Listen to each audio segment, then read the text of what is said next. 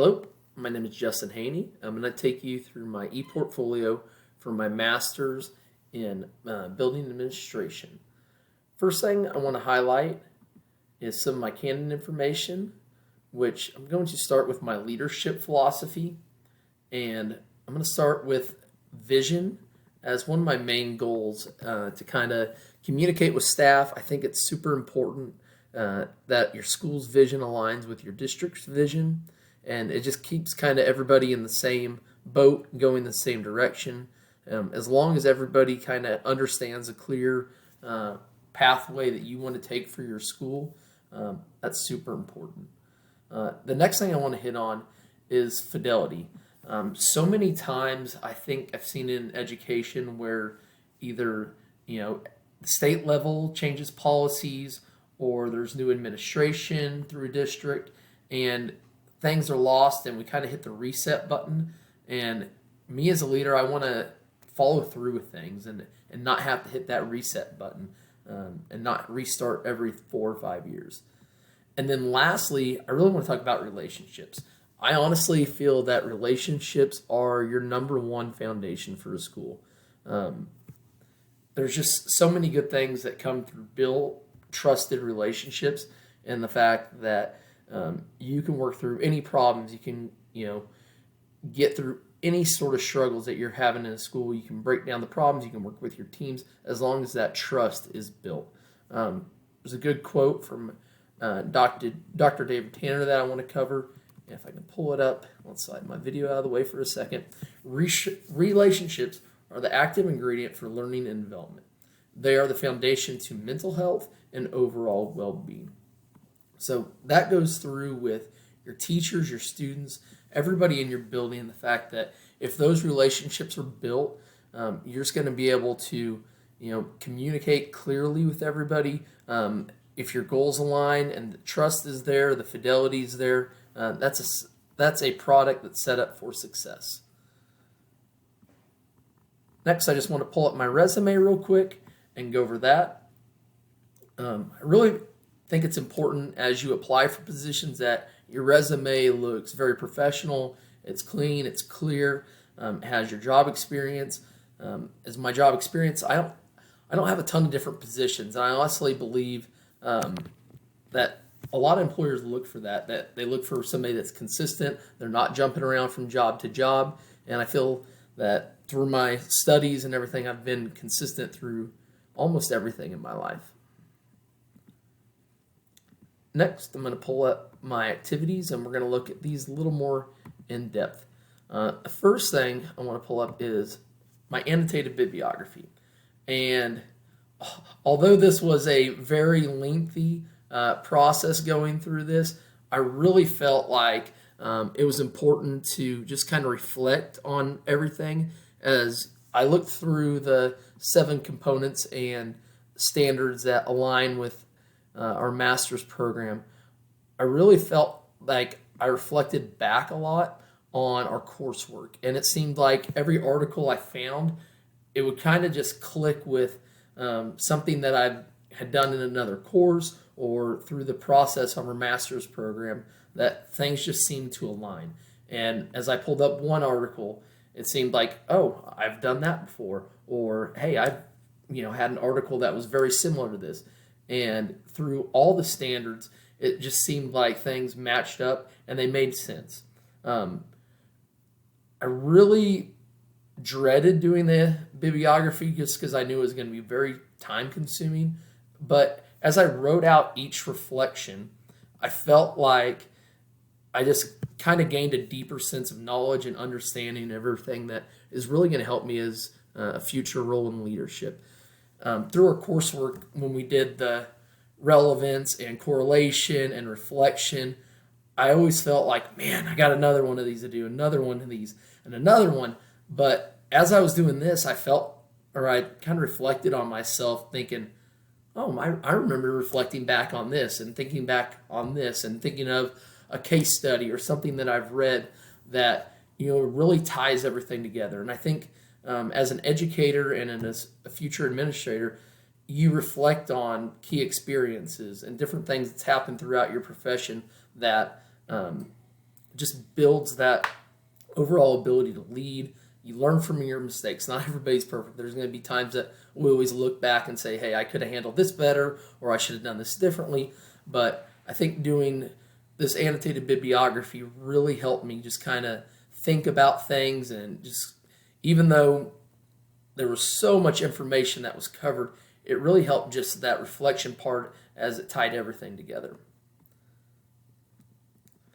Next, I'm going to pull up my activity log here.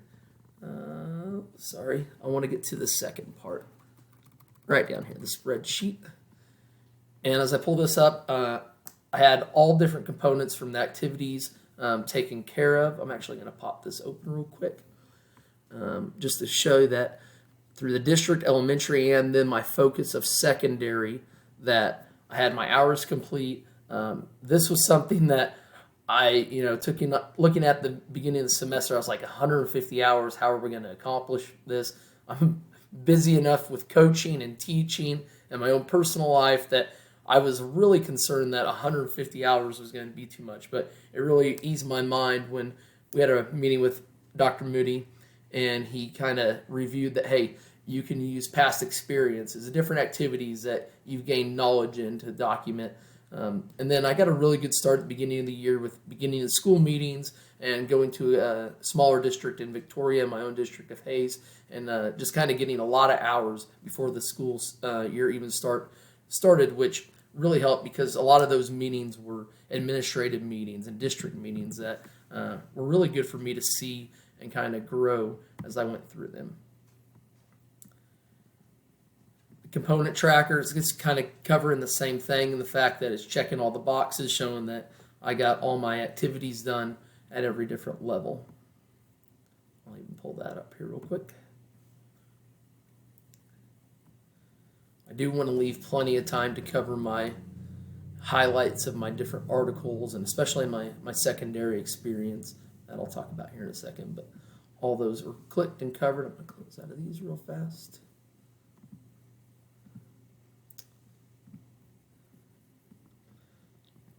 Okay, we're going to start with my district slideshow.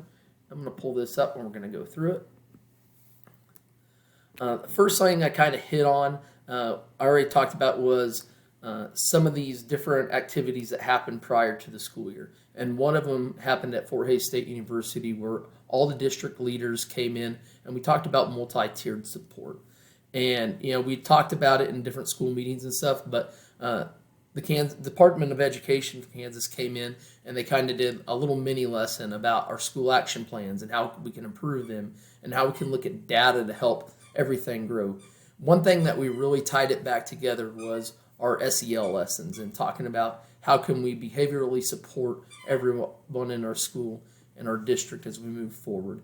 And we kind of dove in with our action plan of our school, and we looked at different things and looked at data and things that we wanted to improve on as we move forward. There was one more I really wanted to highlight here, and there was this one. Our board meetings, I went to a couple. This one was back in August, and this was before our school kind of got fully on board with the bond campaign and everything. We applied for a $150 million bond that we very luckily passed. We'd had a couple failed bonds in the last 4 or 5 years, and we went all in on this one. And we did a really good job just PRing and get the community in. Our superintendent, Mr. Wilson, just did an outstanding job of really building that public trust and getting all the information out there. And I think that's one thing that, kind of missed in the past was there was just uncertainty from the community of what was going on and what, exactly needed to improve. And it wasn't that we didn't want sports to be a main thing, but our athletic facilities were just way far behind everybody at the state level. So we didn't want to hit on that mainly. We really focused on our building needs and our elementary schools and our infrastructure that was failing. And as a future leader going forward, if I ever have to go through a bond issue, I'm going to look back on this and just kind of remember of all the good things that Mr. Wilson kind of covered and did through that whole process. I'm going to go to my elementary real quick. And I didn't have a ton of hours actually in an elementary building, but one thing that I did at the very beginning of the year is I went around with Mrs. Clark, principal of Victoria Elementary, which is a much smaller town than Hayes, just outside, about 10 miles. And we kind of went through all her back to school activities that she did with all her teachers, where she kind of met with each teacher, wanted to talk to them about their goals for the school year, if there was any needs or anything, and then what they needed from her to be successful in that. And this is one thing that I really thought she did a great job about building relationships with her teachers. And I feel like trust is obviously a two-way street, and it's something that she did a great job on, is building her trust with her teachers by saying, hey, what are your goals, what do you want to accomplish, and then what do you need from me as a leader to help you accomplish those things. So that was something really neat to see. I just did a bunch of different infograms and different diagrams. As a school leader, you want to post different information about whatever policies that you need to hit on to make sure your school is covering it. This one was the data protocol, where we look for school improvement and we got to identify the need. What are we exactly trying to do? We're going to analyze information, we're going to discuss about it, and then we're going to work towards a goal to improve that. And the number one thing on this is just looking at data and making sure that our data matches our needs. And if there's a struggling spot, what does the data tell us? How can we improve that data, and then go from there for school improvement? Now for the big part, I want to pull up if I can get there, secondary level. And I'm at the middle school in Hayes, and this is where I got most of my hours. And I'm going to jump to one here in a second that I just really want to hit on, because it's where I spent 20 hours of my work. This was part of it as the administrator on duty, but I believe this is it right here. Yep. So for 2 weeks, I took the leadership role of assistant principal in our middle school. Our assistant principal, Mrs. Weifel, actually gave her kidney to another teacher in our building. So our head principal, Mr. Albers, asked me and a couple other teachers working on their master's degree for administration, and one that already had it, to kind of step in and fill that gap while she was gone. And there are so many different situations that came up during that 2-week period. I honestly, in the beginning, thought that, the principal's job during the day was, go to a couple meetings, kind of relax, just put out any fires that came along. And I really planned on working on my ePortfolio during that 2 weeks and getting a lot of stuff done. Well, comes out to find that getting things done as an administrator during the day can be quite difficult. As I would sit down to start working on something, a kid would get sent to the office, or I'd have to run and go do lunch duty, or just different things that pop up during the day that I really wasn't expecting. And for 2 weeks, I really didn't get a whole lot done on my ePortfolio, just because there was so much going on during the day, jumping from a team meeting to a PLC meeting, just so many different things that I was amazed that our principals can just bounce around, and they really have to multitask and be able to do one thing, leave that, go to another, and then come back. So that was a really good learning experience for me, and that's something that I find very valuable going forward in my career, that I'll think back, and I'm glad I had the opportunity to do that. By documentation here, I have another one coming from Mrs. Clark at Victoria. And then the last thing I want to focus on right here is just the reflection of the program. In the beginning, I honestly really dreaded starting the ePortfolio. I looked at it, and there was just so much to do, it seemed like, that I didn't think I was going to have time.